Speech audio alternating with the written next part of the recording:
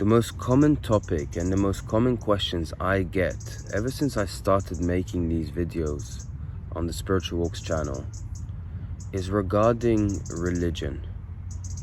What is the connection between religion and spirituality? Have I let go of religion because I have entered the field of spirituality? What is the relationship between the two? How do you cope and balance between the two? And I find it quite strange that so many questions like this come up, and I wanted to understand why there is such a deep interest in this. And I figured out that there's actually two reasons why people like to ask about religion, how I cope with religion whilst on this spiritual path. And the two reasons are, number one, the religious people asking me about this are worried that I might be not following the religion anymore because of the spiritual path. They might be worried that I am turning on a tangent, walking away from the path of religion, being misled, being blasphemous. This is their worry, right? But the worry of some of the other people who perhaps used to be religious or aren't religious are trying to find a means to rebel against religion. They're trying to find a way to escape the confines and the boundaries of religion. They feel as though religion has really restricted them, and they are trying to rebel against this restriction, trying to push against the resistance of being confined and placed in this box of religion. And so I thought I'll just kind of settle this today. I just wanted to make it very clear, make my stance at least very clear in all of this. Even though the title is Religion versus Spirituality, it's a misleading title. It's not religion versus spirituality. Religion and spirituality are hand in hand. They are really one path. They are layered within each other. If spirituality is the fruit, then religion is the skin of the fruit that perhaps protects the fruit so that it doesn't decay, it doesn't become moldy. And so it goes hand in hand. The way I see religion in another analogy is, if whatever spirituality has to offer is at the top of climbing a particular tree, let's say this tree behind me, if whatever spirituality has to offer is at the top of this tree, then religion are the signposts and the mats on the floor that are surrounding this tree. They are the signposts that lead to the tree, as well as the mats on the floor that are around the tree. Because as you climb the tree, there is the potential of falling, and when you fall, if there is no mats, you are hurt. There's great amounts of suffering, whether that suffering comes in a psychological form, emotional form. And so these mats are there to protect you from falling, and then perhaps re-guide you into climbing this tree. Now, the reason why some people might actually see that there is a very defined split between religion and spirituality is because religion can very easily be defined by its followers. If you look at a group of religious people of a particular religion or a particular faith, if you try to define this religion by this group, you can argue that this isn't the correct image of the religion still. So the true understanding of a religion is to really dive into it and really look into it, look into its teachings, see what it's trying to point towards. To even sort of reinforce this point as to why people see a split between religion and spirituality, is that some people, they hone the religious principles so well, they refine their religious principles, their sort of radar of what is right and wrong, what is a good deed or sinful, is so honed and so strong and so refined that sometimes that can allow you to misinterpret certain situations, or can actually blind you from what the religion is pointing towards. So I will give you an example. If you are a farmer, you are to protect your farm as one of the duties as a farmer. But of course, as a farmer, your main duty is to grow crop or to provide stock. And so as a farmer, to uphold your duties, you are putting together a fence to protect your farm. After some time, you may realize, you know what, I can reinforce this fence. And you do so. You bring some bricks or some rocks and you reinforce the fence. After some time, you realize, you know what, I can actually enhance the protective layers of the farm. And so you build a higher fence. You build another aspect to the fence or the perimeter to protect it even further. And then before you even know it, you haven't done any farming. You've worried so much about building this perimeter, building this fence, and you haven't ended up doing any farming.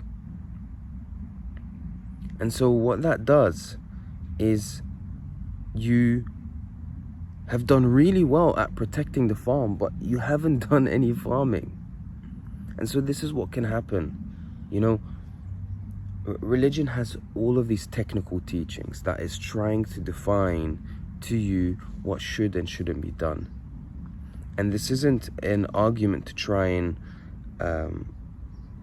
get you to not follow the teachings. Absolutely not. It's the argument that yes, you have chosen or you are believing in this religion, you have chosen to follow these teachings to the core. But fundamentally, what are these teachings preparing you for? What are these teachings pointing towards? Because at the end of the day, it's not hard to do what is right and avoid what is wrong in accordance to whatever religion you follow. It's not very difficult. You know, what is the point of following all these teachings to the T, and you are following this religion so well, and you are just so perfect in the way you decide based on what you have learned is right or wrong in accordance to this religion, but you're absolutely miserable. There's no joy in your life. There's just depression.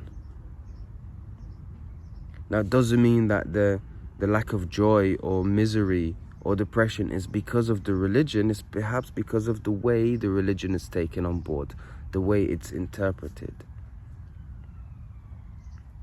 So I will go ahead and emphasize that whatever your background, whatever your religion, just realize that it's pointing towards something. It's preparing you for something. That's something I speak about in loads of other videos, okay? There's nothing wrong with religion. And I think that following spirituality devoid of religion, even though spirituality stems from religion, can be a sign of rebelliousness. And this rebelliousness is not favorable.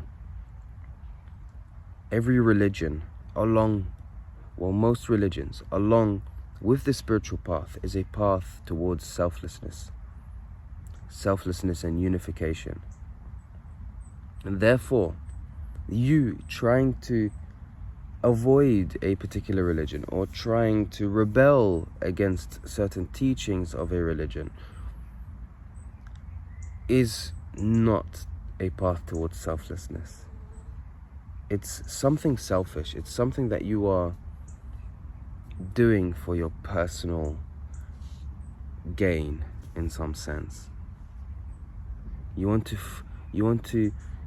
misinterpreting certain teachings, which hence feels like you are being confined, but really it's just pointing you towards something, or maybe perhaps towards nothing. Whatever it's pointing you towards, it's a complete different discussion.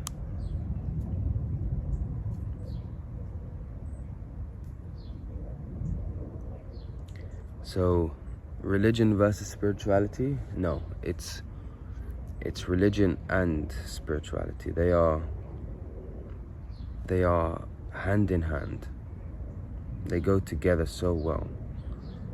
You know, a lot of people in the non-duality field, the Advaita Vedanta, you know, there are claims that we're not, that this non-dual circle is not subscribed to any particular religion. But realistically, if you look at it, it can be like that. You know, it's groups of people coming together. They are following certain teachings or pointings, right? I believe that every single teaching from a religious perspective, in their origin, are pointings in the end, are practices for preparation. And so if someone comes and records all these pointings that are spoken about in non-dual circles, you know, compiles it together, puts it into a book, and there are so many books on the topic now, and there are people who only follow this and believe in this. Like, you can see how this eventually forms itself into its own religion, right? And so that's not to, you know, attack anything. It's just a sincere and honest look into what's going on. That's if there's anything that I could sort of encourage you to investigate and look into, is the level of sincerity and honesty in any form of investigation. So it's not religion versus spirituality. They go hand in hand. And for those who are personally interested, I am a Muslim. I follow the Islamic religion because I feel like it covers many different aspects that I don't have the capacity to think about in my life, or may never even approach or come across in my life, right? And so it covers a lot of the worldly survival aspects of life, but also has a very beautiful defined path into spiritual realization, spiritual development, self-inquiry. This is the way I see it. You may see that another religion presents this for you. You may not follow a religion. Whatever the case is, at the end, let's avoid rebelliousness, and let's avoid attachment, and anything that stands in the way of true recognition of what is. So thank you so much for watching. This is Hassan from The Spiritual Walks, and we are all on a journey towards the truth.